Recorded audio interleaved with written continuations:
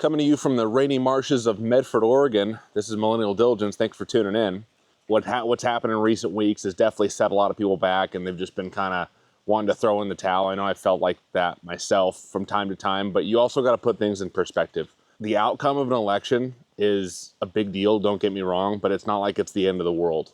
And even if it was the end of the world, you would still want to prepare. You have things in your immediate sphere, your health, your family, your finances. These things are going to affect you way more than who the president is on any given day. This is one of the things that helps me keep things in perspective, because there's so many things in my life that are so much more central to me than who the president is. It really is. It sounds kind of cliche, but it doesn't matter that much. Government moves at a glacial pace by design.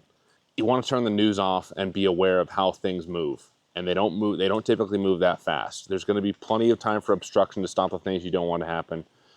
Call your friends, call your family, be informed, obviously, but don't get overly upset about things you can't control. I mean, that's another side of this. I mean, control what you can control that's close to your sphere, educate others the best you can, or try to, and go from there, really, because getting down on the state of the country or getting down on yourself about maybe not doing as much as you thought you could, it's ultimately going to be very destructive.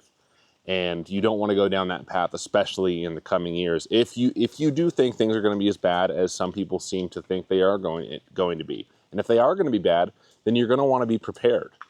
You're not going to want to throw in the towel. This is not the time to do that. He isn't even in office yet. Anything could happen. Just be aware of that. Be aware of your mental state, definitely heading into this winter. Like, don't let yourself fall into any kind of despair over something like who the president is. You've got bigger fish to fry.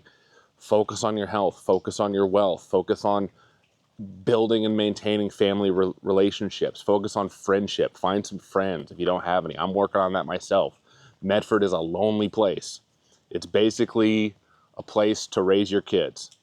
That's about it. And I'm unmarried and I have no kids. So it can get kind of lonely, but I'm looking into joining some groups, that kind of thing. I know that it can seem hopeless, but it's far from hopeless. And the way you're going to dig yourself out of this is not by electing someone that you think is going to swoop in and save your life, because no president is going to be able to do that. No politician is going to be able to do that, period. I would say, instead of blaming people or getting down in the dumps about things you can't control, try to control what you can.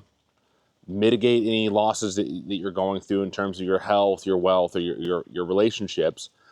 Just start there, because those are things you can actually control that are going to affect you in regular life. I mean, everyday life. Those are the things that are going to affect you. Whoever's in the office, in the head office. I mean, honestly, your local government's affecting you a lot more than who the president is. I mean, if we're being real. So, I just wanted to make a quick video about that.